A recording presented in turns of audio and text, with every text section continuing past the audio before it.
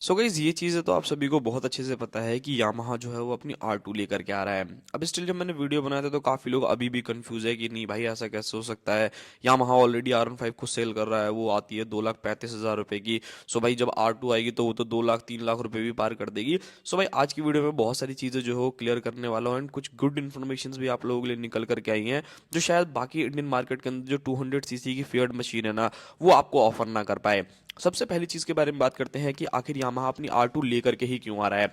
आप लोगों को पता है कि जो यामाहा की R15 है भाई वो बहुत ही ज्यादा सक्सेसफुल प्रोडक्ट है। ऑब्वियसली जितने भी लोगों को स्पोर्ट्स बाइक चाहिए एंड वो इनिशियली डेज पे लेना चाहते हैं, मतलब शुरुआत करना चाहते हैं एक स्पोर्ट्स बाइक से, तो मुझे लगता है कि R15 एक काफी ज्यादा अच्छा कॉम्बिनेशन है। ठीक ठाक पावर आपको बाइक में मिलती है। एंड अगर मैं फीचर्स के बारे में बात करूँ ना, सो भाई बहुत ही ज्यादा तगड़े तगड़े फीचर्स जो है ये बाइक आपको ऑफर करती है, जो मुझे लगता है कि अदर कोई बाइक ऑफर करने वाली है।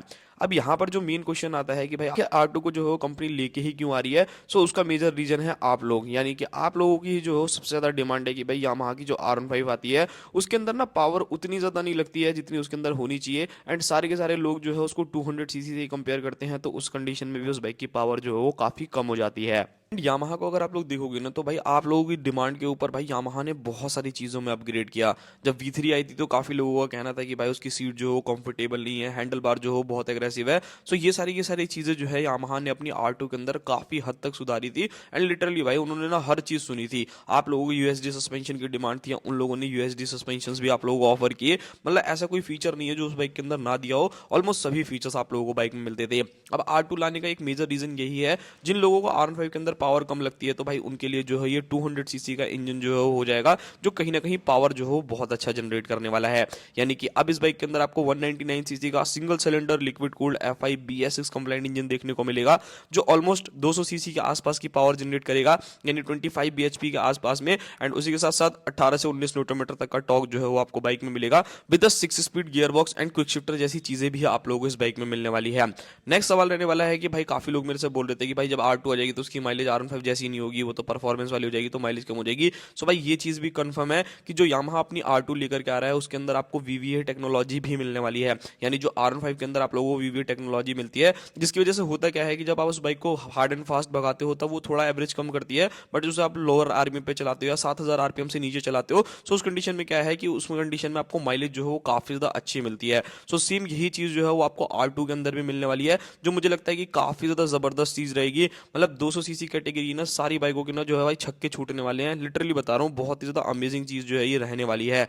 अब यहाँ पर अगर मैं बात करता हूँ कि यामाहा की जो R2 उसका लुक कैसा होने वाला है, सो भाई जो मेरा मानना है, यामाहा ने अपनी पूरी की पूरी लाइनअप लाइक R3 को आप लोगों ने देखा होगा न्यू डिजाइन के साथ जो है वो उतार दिया है। R7 भी जो है कुछ उस टाइप से आप लोगों को देखने को मिलती है। सो यहाँ पर जो मेरा मानना है, मेरे को जो लगता है जैसे आप लोग इंटरनेशनल मार्केट में जाओगे तो R25 भी जो है वो आप लोगों को देखने को मिलती है। सो वहां पर कौन सी लुक्स हैं, वहां पर आप लोगों को जो सेम R3 वाली जो न्यू जनरेशन की लुक दी है वही ऑफर करते हैं। तो जहां तक मेरा मानना है भाई, जहां तक मेरी एक्सपेक्टेशन है, तो मुझे लगता है कि यामाहा जो है वो R2 के साथ भी ऐसे ही लुक्स आप लोगों को ऑफर करने वाला है। अब लुक्स के मामले में भाई मेरे को तो पर्सनली काफी अच्छी लग रही है। मतलब फ्रंट में आपको सिंगल प्रोजेक्टर मिलता है, साइड में DRS देखने को मिलते हैं, देखने में काफी सुंदर है। तो मुझे लगता नहीं है कि आपको कोई भी शिकायत जो है इसके लुक्स से होने वाली है। बाकी आप बताना कि आपको ये वाला लुक पसंद है या फिर आपको R7 से इंस्पायर, यानी जैसा अभी R15 आती है वैसा लुक चाहिए या फिर अलग हटके चाहिए, वो आप मुझे कमेंट बॉक्स में बताइएगा। नेक्स्ट चीज के बारे में बात करते हैं भाई फीचर्स के बारे में, कि इस बाइक के अंदर फीचर्स क्या क्या रहने वाले हैं। सो काफी लोगों को ये कहना है कि भाई जब R2 लेकर के आ रहे हैं तो वो फीचर्स कम दे देंगे ताकि प्राइसिंग कम रहे। सो भाई जो मेरे को लगता है ना, वो कहीं ना कहीं ऐसी चीजें भी हो सकती हैं कि जैसे आपको V3 देखने को मिलती है अभी, हो सकता है उस बाइक को जो कंपनी डिसकंटिन्यू कर दे एंड R15 को ना सिर्फ और सिर्फ base model they and 200 CC के अंदर आपको सारे के सारे फीचर्स दे दे, जो कि बहुत ज्यादा एक्सपेंसिव नहीं रहेगा। मतलब एक लिमिटेड प्राइस जो है ऑब्वियसली उसका रहने वाला है। बाकी नॉर्मल बेसिक फीचर्स देखोगे तो आपको सारे के सारे फीचर्स देखने को मिलेंगे, चाहे वो ऑल LED सेटअप हो, प्रॉपर TFT डिस्प्ले हो, dual channel ABS, slipper clutch, hazard light, quick shifter, VVA technology. So मुझे लगता है कि कहीं ना कहीं ये सारी की सारी चीजें जो है वो आपको ऑफकोर्स देखने को मिलेंगी इस बाइक के अंदर। बात करते हैं इस बाइक की बाकी चीजों के बारे में, like tyre, suspension and braking system के बारे में। सो यहाँ पर काफी लोगों का मानना यह है कि यहाँ पर बहुत ज्यादा चीजें जो है वो अच्छी हो जाएंगी। सो भाई देखो, कहीं ना कहीं अगर आप R3 को देखते हो तो उसके अंदर भी जो टायर सेटअप दिया जाता है वो थोड़ा सा छोटा दिया जाता है। लाइक मोस्टली आप लोगों ने देखा होगा 110 सेक्शन का एंड 150 सेक्शन का टायर देते हैं। मेरा मानना यहाँ पर यह है कि हो सकता है कि कंपनी जो है वो बहुत ज्यादा ना इंक्रीज करे, मतलब हल्का फुल्का कॉस्ट कटिंग जो है आपको देखने को मिलेगा। फ्रंट के अंदर आपको 110, 70, R70 जिसके जो वो टायर ऑफर करे जाए, एंड रियर में अगर आप जाओगे तो 150 को ना दे करके 140 सेक्शन का टायर जो है वो आपको बाइक में मिलेगा। अब देखना यही होगा कि भाई जब ये बाइक आएगी सो क्या रहने वाला है क्या नहीं। बाकी जिन लोगों को अभी भी स्टिल लग रहा है कि नहीं भाई फेक न्यूज़ है, ऐसा कुछ भी नहीं करने वाला यामाहा, मतलब मैंने 2-4 लोगों के कमेंट भी देखे थे कि भाई ये जो ट्रेडमार्क है ये तो इंटरनेशनल मार्केट में बहुत टाइम पहले कर दिया था, बहुत सारी चीज़ें थी। बट भाई ऑब्वियसली अगर आप लोगों ने रिसेंटली जब एक्सएसआर को लॉन्च किया था उस टाइम में भी आप लोगों ने इवेंट में देखा होगा कि वो अपनी 10 न्यू बाइक्स को जो है वो लेकर के आने वाले थे, जिसमें से 2 बाइक उसको जो है वो ऑलरेडी लॉन्च कर चुके हैं। मतलब एक जो आप लोगों की रेव करके आई है बाइक वो एक एक्सएसआर को लॉन्च कर चुके हैं, एंड कुछ इलेक्ट्रिक प्रोडक्ट्स भी दिखाए थे। सो उसी के साथ साथ भाई आपको R2 देखने को मिलेगी ही मिलेगी। अब आप लोगों का मन है अगर कि R15 लेनी है तो आप लोग ले सकते हो, बट अगर आप थोड़ा इंतजार कर लोगे तो मुझे लगता है कि R2 जैसी मशीन्स भी जो है वो आप लोगों को देखने को मिलेगी। बात करते हैं नेक्स्ट चीज के बारे में जो कि रहने वाला है सस्पेंशन। सो इस बाइक के अंदर अगर आप लोग देखोगे तो भाई USD suspension and monoshock absorber जो है वो आप लोगों को बाइक के अंदर देखने को मिलते हैं, जो देखने में काफी बढ़िया है। एंड आप लोगों को पता होगा जो R15 के अंदर आते हैं USD काफी अच्छा काम करते हैं, थोड़े से स्टिफर साइड है, बट हाँ ऑब्वियसली जो लोग R15 चलाते हैं या फिर जिन लोगों को पता है कि भाई ट्रैक जैसे वेपन जैसी मशीन्स होती हैं, सो उनमें कहीं ना कहीं ऐसा थोड़ा सा जो है स्टिफर साइड ही आता है, बहुत ज्यादा कंफर्ट जो है आप एक्सपेक्ट नहीं कर सकते। ऑब्वियसली भाई इसके अंदर जो आप लोगों को एग्रेसिव पोजीशन देखने को मिलती है, मतलब ऐसा नहीं है जैसे स्पोर्ट्स टूरर आती है लाइक RS200 हो गई या करिश्मा हो गई। सो उसके अंदर क्या है कि है तो स्पोर्ट्स बाइक बट कहीं ना कहीं क्रूजिंग वाला फील भी जो आपको मिल जाता है, या टूरिंग करना चाहो तो वो चीजें कर सकते हो, बट ये बाइक जो है थोड़ी सी अग्रेसिव जो है ऑफ कोर्स रहती हैं।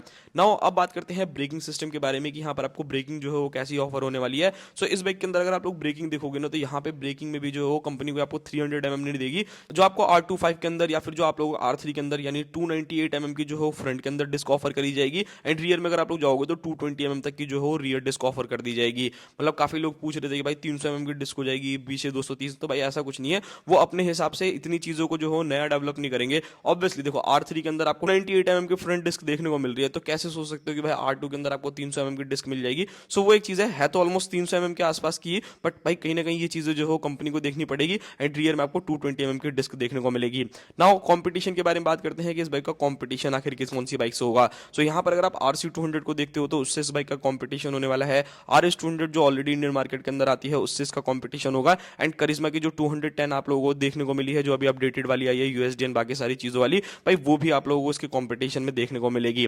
अब यहाँ पर भाई मेन क्वेश्चन निकल करके आता है प्राइसिंग को लेकर के भी, काफी लोग जो है वो ऐसे हैं कि भाई प्राइसिंग जो है बहुत ज्यादा बढ़ जाएगी, बहुत ज्यादा इंक्रीज हो जाएगी। जब ये 150 सीसी की बाइक आप लोगों को 2,30,000 रुपए में 35,000 रुपए में ऑफर कर रहे हैं, सो भाई 200 सीसी लाएंगे तो 2.5 लाख रुपए चली जाएगी, उससे भी ऊपर चली जाएगी। सो भाई ऐसा कुछ नहीं है, ऑब्वियसली जब यहाँ पर बिल्कुल ही नई प्रोडक्ट बाइक की बनेगी सो उसकी भी तो एक वैल्यू होगी ना। मतलब 200 सीसी के अंदर अगर आप लोग बाइक को देखोगे सो भाई ऐसा तो है नहीं कि 155 सीसी के ऊपर आप लोग एक्स्ट्रा पैसा खर्चा करेंगे, रहेगी तो 200 सीसी की ही बाइक ना, मतलब टायर एंड बाकी सारी चीजों की कॉस्ट तो निकल ही जाएगी ना कहीं ना कहीं। सो इतनी ज्यादा प्राइस इतनी ज्यादा इंक्रीज हो जाएगी कि 2.5 लाख रुपए में या 3 लाख रुपए में करेंगे। एंड ऑलरेडी आप लोगों को पता है कि इंडियन मार्केट जो है प्राइस सेंसिटिव है। वैसे तो खैर यामाहा का प्रोडक्ट रहता है तो काफी लोग जो है पैसा खर्चा कर देते हैं कि कोई नहीं, कम से कम हमें सुकून तो रहेगा कि इंजन में कोई दिक्कत नहीं आएगी या फिर बहुत ज्यादा रिलायबल जो है इंजन रहेगा, तो वो सारी की सारी चीजें। तो इस बाइक की प्राइसिंग बहुत ज्यादा हाई नहीं जाएगी, मतलब ज्यादा से ज्यादा जाएगी तो 2,40,000 रुपए। ऑब्वियसली अभी आप लोगों को पता होगा कि 350 सीसी की जितनी भी नीचे की बाइक है उनकी प्राइसेस भी कम हो रखी है, तो इतना ज्यादा एक्सपेंसिव नहीं जाने वाली, ठीक ठाक प्राइस पे जो है ये बाइक आपको मिलेगी। एंड अब बात करते हैं लॉन्च डेट के बारे में।